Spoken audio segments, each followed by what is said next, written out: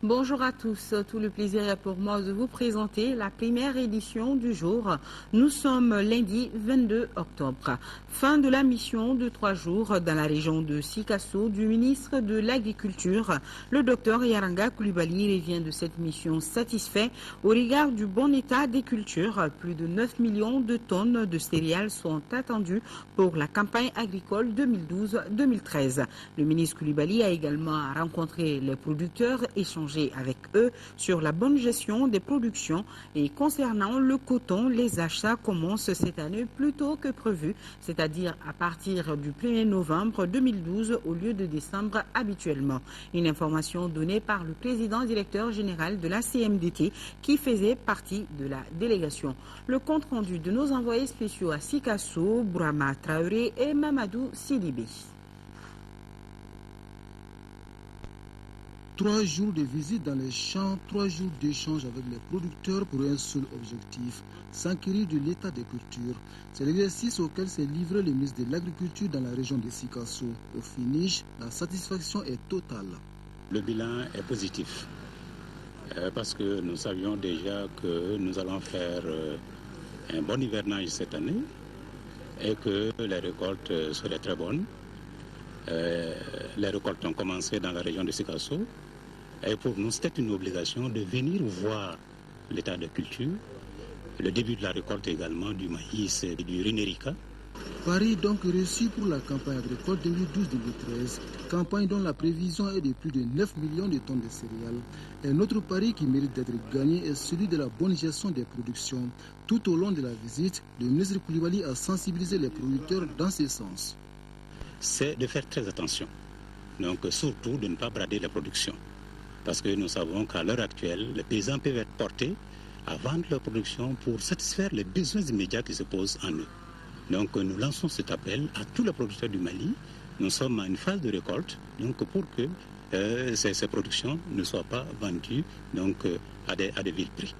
Par ailleurs, le ministre de l'Agriculture a visité l'usine de grainage de la CMDT à Kouchala. Cette usine est en pleine activité. Sa capacité de grainage est de 234 tonnes de coton graine par jour. Occasion pour le PDG de la CMDT Holding d'annoncer cette bonne nouvelle aux producteurs. Nous sommes en train de réunir toutes les conditions. Et il y aura un crédit anticipé de 40 milliards qui va nous permettre de commencer à payer dès la première semaine de novembre. Et puis les autres tirages vont suivre. Les 255 francs par kilo seront donc payés, je le confirme encore, à partir du 1er novembre, à toutes les exploitations, à toutes les coopératives qui seront prêtes déjà pour démarrer cette campagne. Pour la campagne agricole 2012-2013, la CMDT table sur une production de 500 000 tonnes de coton graine et 2 millions de céréales. Hier, 21 octobre, c'était la journée consacrée à l'éducation de la fille. En prélude à l'événement, le Forum des éducatrices du Mali, Fawe Mali, a organisé une conférence débat, le thème « L'éducation de la fille en cas d'urgence ». L'objectif était de débattre de la situation scolaire des enfants déplacés. Au cours de la cérémonie, les organisatrices ont aussi remis des kits scolaires aux enfants déplacés du nord du Mali. Le compte-rendu de Fatoumata Kouni. La crise sécuritaire qui traverse le Mali touche tous les domaines socio-professionnels. Les phénomènes n'épargnent pas également le secteur de l'éducation. Conscient de cette situation, le Forum des éducatrices Fawe Mali a organisé cette conférence débat. Le thème, l'éducation de la fille en situation d'urgence au Mali. En cas d'urgence, quelles sont les priorités en matière d'éducation? L'enfant est marqué, il n'est pas dans son environnement habituel. Comme vous le savez, l'apprentissage, ça mérite quand même d'abord une bonne situation psychologique. Cette conférence s'inscrit dans le cadre de la journée de l'éducation de la jeune fille. Elle permet de donner plus de visibilité à la problématique de l'éducation de la fille à travers des thématiques relatives à l'accès, au maintien et à la performance des filles dans le système. Il s'agit effectivement de l'éducation dans toutes ses dimensions, de la petite ou la prime enfance à l'apprentissage tout au long de la vie. Il s'agit aussi des différentes composantes de l'éducation. Fawe a fait du travail sur les mathématiques pour essayer de lever les déséquilibres qu'on pouvait observer dans les performances. Et je dois dire que les résultats sont très, très probants.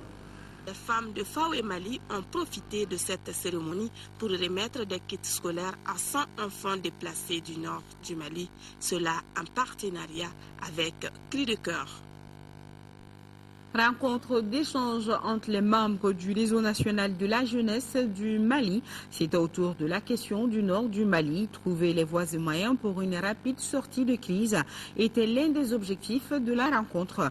Pour plus de détails sur cette rencontre, donc, écoutons Alioune Gaye, le coordinateur national du réseau national de la jeunesse. Il est au micro de Adama Koulibaly. L'organisation de cette conférence répond à l'engagement des jeunes qui sont préoccupés, qui sont désorientés et qui veulent contribuer à la résolution de la crise malienne. Vous savez que les 2 tiers sont occupés et il y a une crise politique pendante au niveau de Bamako. Et le réseau national des jeunes du Mali, le RENAGEM, a cru bon de donner la parole aux jeunes pour qu'ils puissent comprendre non seulement la crise que nous traversons actuellement, mais aussi faire des propositions, donner des pistes de solutions pour que le Mali puisse sortir rapidement de cette crise et amener la contribution de la jeunesse à ce niveau. Le conférencier a fait une très bonne analyse de la situation socio-politique du Mali, une crise née de la mauvaise gouvernance au niveau de l'État central, mais aussi une crise née du fait qu'il y a des revendications identitaires aujourd'hui au niveau du Mali. Et le grand public qui est venu a reconnu une part la responsabilité de chaque acteur, jeunes, vieux, décideurs politiques, dans la gestion de cette crise. Et aujourd'hui, les participants se sont engagés, en tout cas, à changer de comportement et à faire en sorte que nous puissions, de façon beaucoup plus pointue, revenir sur les repères qui ont toujours caractérisé la jeunesse malienne. Fête anniversaire de l'Association malienne des personnes de petite taille. L'association vient de fêter ses 4 années d'existence. La présidente a mis un accent particulier sur les besoins de l'association, notamment le manque de sièges et les difficultés de réinsertion de ses adhérents dans la vie active. Adama Koulibaly nous en dit plus. C'était une fête anniversaire avec comme fond le remerciement des autorités pour le soutien à leur association. Les autorités qui ont accepté la création d'une structure reconnue pour les personnes de petite taille, AMPPT, Association malienne des personnes de petite taille, qui a soufflé ses 4 ans. L'association a beaucoup de membres et nous pensons que le gouvernement du Mali se soucie vraiment de nous parce qu'ils nous prennent en compte. Donc ils sont à notre appel à chaque fois. Ils nous viennent en aide et je leur salue vraiment beaucoup pour ça. Nous cherchons la compréhension des gens. Parce que nous n'avons pas cherché ça. C'est un don de Dieu, donc tout le monde peut avoir un enfant comme nous.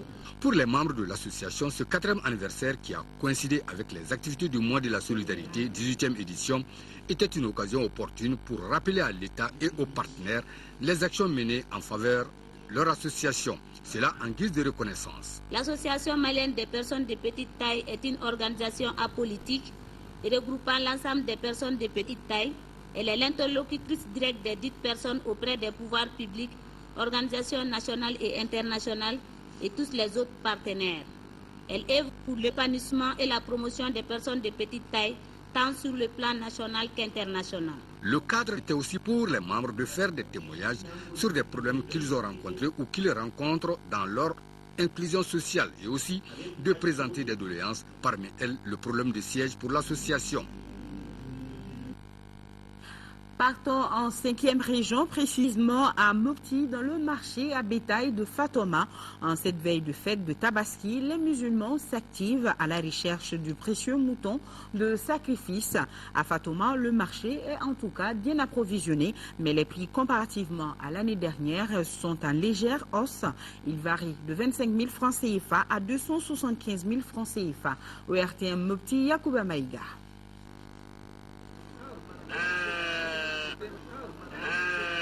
Prélude à la fête de Tabaski, tout le monde s'active à la recherche du précieux mouton de sacrifice. Ici, à Mopti, c'est le marché à bétail de Fatoma qui constitue la première destination de la population pour se procurer de ces moutons et à un moindre coût. Ce mardi, jour de la foire hebdomadaire de la localité située à environ une trentaine de kilomètres de Mopti, L'affluence est grande et le marché à bétail est bien fourni. Les prix des moutons, notamment des béliers, varient entre 25 000 francs CFA et 275 000 francs CFA selon la qualité des moutons recherchés. Si on paye à Douanja à un animal à 40 000 francs, quand on revient ici, on demande 42 500 ou 45 000. Comparativement à l'année dernière, la quasi-totalité des commerçants rencontrés soutiennent que cette année, les prix ont connu une légère hausse à cause de l'occupation des régions du Nord et du cercle de Douanza, qui constituent les principaux points d'approvisionnement du marché de Fatoma en petits ruminants. Même constat chez les clients aussi. Ce belé, je l'ai eu à 45 000 francs. Un belé de cette taille à 45 000 francs, je pense que c'est un peu cher quand même. Bon, le prix, si on le compare à l'année passée, sont un peu élevés. Concernant l'annulation par le gouvernement des taxes de transport liées au bétail pour rendre les prix des moutons abordables pendant la Tabaski, les commerçants affirment n'avoir aucune information. Mais qu'à cela ne tienne, ils jugent ces mesures sanitaires. Rien qu'au niveau des postes de contrôle de Mopti, on payait auparavant 10 000 francs ou 15 000 francs CFA par camion transportant les petits ruminants. Donc, si le gouvernement a pris des mesures annulant ces taxes pendant la fête, ça ne fait que nous réconforter. Et cela va contribuer à diminuer les prix des moutons. Le moins qu'on puisse dire, commerçants et acheteurs rassurent que d'ici le jour de la fête, le marché sera davantage approvisionné et chacun pourra se procurer son mouton et à un prix abordable. À travers le monde, particulièrement en Afrique du Sud, son nom fait vendre.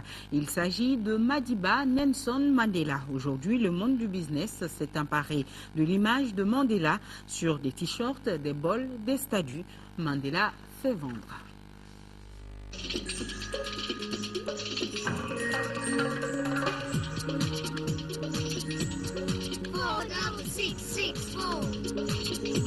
Le mythe Mandela, au-delà de la personne, est devenu une marque de fabrique. De nombreuses entreprises se sont engouffrées dans le Mandela Business. La marque 466-64 a été lancée aux États-Unis en juin dernier à l'occasion de la Mandela Day. Ce numéro matricule est connu de tous les Sud-Africains. On en vend beaucoup parce que son visage est populaire à l'étranger, simplement parce qu'il est allé en prison. Si l'image de l'ancien président sud-africain est peu utilisée directement, les hommes d'affaires n'hésitent pas à s'approprier des symboles qu'ils savent liés à Mandela, tels que le logo de la main ou encore son ancien numéro de cellule à Robben Island. Un marketing à outrance, pas vraiment en adéquation avec la modestie de Nelson Mandela. Nous n'utilisons pas son image sur nos vêtements. Vous ne verrez pas d'image de Mandela sur nos créations. Il est possible cependant de voir furtivement son image dans notre campagne publicitaire. Comment éviter la confusion des genres ? 466-64 est aussi le nom de la fondation créée par Nelson Mandela pour lutter contre le sida. En principe, la fondation veille à la bonne utilisation de l'image et du nom de Nelson Mandela. Elle a fait interdire des horloges, des t-shirts et une chaîne de restauration rapide. Même si une grande part des revenus générés par ces produits sont distribués à des organisations charitables, certains accessoires de luxe ont attiré la controverse. Les produits dérivés existent.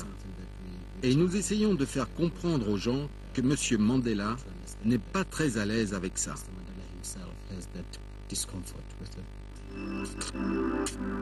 Véritable icône de la lutte anti-apartheid, Nelson Mandela a souhaité que l'empreinte de sa main soit utilisée à la place de son visage pour mettre l'accent sur l'héritage plutôt que sur l'homme. Au début de l'année prochaine, sa tête sera imprimée sur le nouveau billet de banque sud-africain. Personne n'échappe à son destin. Oui, c'est vrai, on n'échappe pas à son destin, comme Modou Touré aussi, cet enfant de la rue, devenu un ingénieux acrobate. Il fait partie de la première troupe de cirque à vocation artistique et sociale au Sénégal. Des parterres de la rue, Modou regagne les planches du cirque dénommé Seine-Cirque, une nouvelle façon d'apporter une éducation corporelle et artistique aux jeunes défavorisés. Modou Touré se prépare. Dans quelques minutes, il sera sur scène à l'Institut français de Dakar. Le voici dans son numéro à la corde. Modou fait partie de la première compagnie de cirque au Sénégal, Son Cirque. Le premier spectacle de Son Cirque raconte justement l'histoire de Modou, l'enfant des rues devenu acrobate. Modou Touré, qui a eu un vécu de rue, qui a vécu la violence, avait énormément d'aptitudes physiques. Et à ce moment-là, on a rencontré des Suédois qui étaient venus pour un spectacle et qui ont donné un atelier. Et c'est là-dessus, en fait, qu'a démarré le projet. Son Cirque, c'est plus qu'un cirque. C'est une association qui veut apporter une éducation corporelle et artistique aux jeunes défavorisés autour des disciplines du cirque. Pour Modou, qui a fui la Gambie pour se réfugier au centre d'accueil l'Empire des enfants au Sénégal, le cirque est devenu sa planche de salut. Jouer ce passé douloureux m'aide à le dépasser une fois pour toutes. Que ce spectacle réussisse aujourd'hui devant le public nombreux de l'Institut français montre qu'en travaillant dur, on peut aller de l'avant. Enfant des rues, il a survécu à la polio mais a perdu l'usage d'une jambe. Ça ne l'empêche pas de développer son talent d'équilibriste. À l'Empire des enfants, je me suis senti très proche des gamins qui y vivaient. Faire du cirque avec eux a été pour moi un grand plaisir. Ils m'ont encouragé et ça m'a même fait oublier mon handicap. Voilà plusieurs mois que la compagnie travaille pour ce spectacle intitulé Chiopit Evolution, déjà très apprécié du public. C'était super, ils étaient tous bien faits et ça se voyait qu'il y avait de l'entraînement et du travail. Enfin, c'était génial. Tout était parfait, c'était fantastique, c'était drôle, c'était très divertissant. Aujourd'hui, plus d'une soixantaine de jeunes appartiennent à l'association Son Cirque. Après Dakar, la compagnie compte donner d'autres représentations au Sénégal et peut-être même à l'étranger. Et on va rester dans le domaine artistique avec cette exposition photographique à Wolofobougou, en commune 3 du district de Bamako, une initiative de photographes maliens.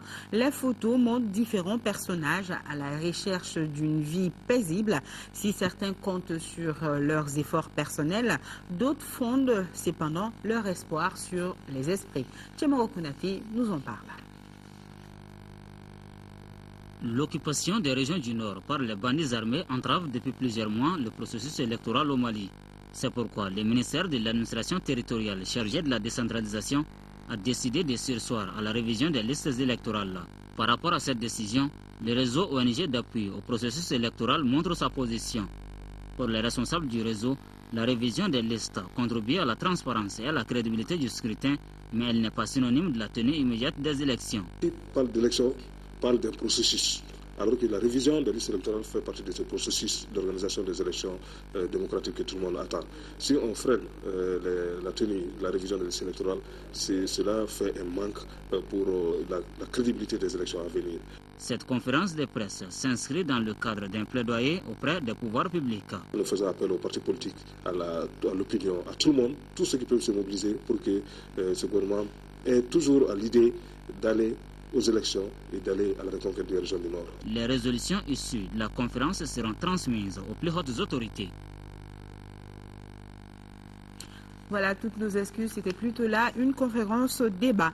Un mot de sport, du football. Le Djoliba AC, l'AC Léopard du Congo sont les qualifiés de la poule B de la Coupe de la Confédération. En 6e et dernière journée, le Djoliba, premier du groupe, a été battu hier à Dolezi par l'AC Léopard par 3-0. Ici à Bamako, les deux clubs éliminés, le Stade malien de Bamako et le Wydad Casablanca du Maroc, ont fait match nul, 3 buts partout. Et le résumé de ces deux matchs, c'est avec Abdul Karim Kaba.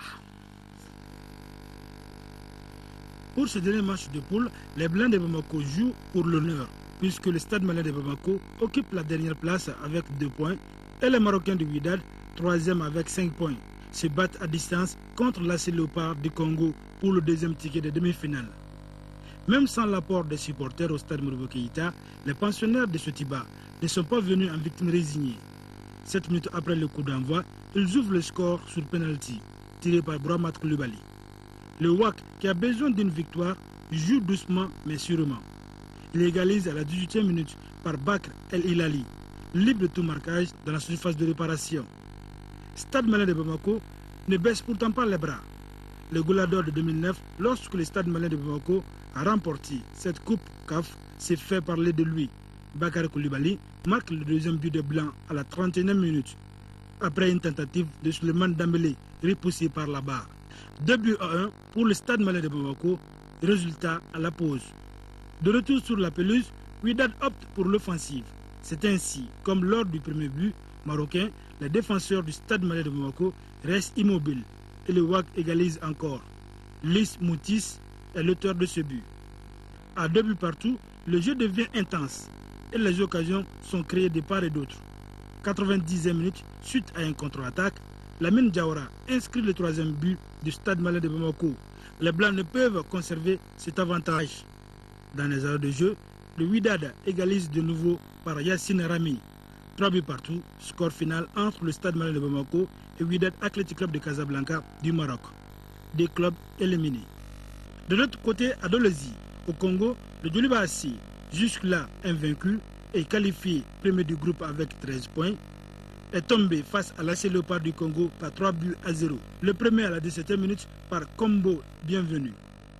Les 2 autres buts ont été marqués en seconde période.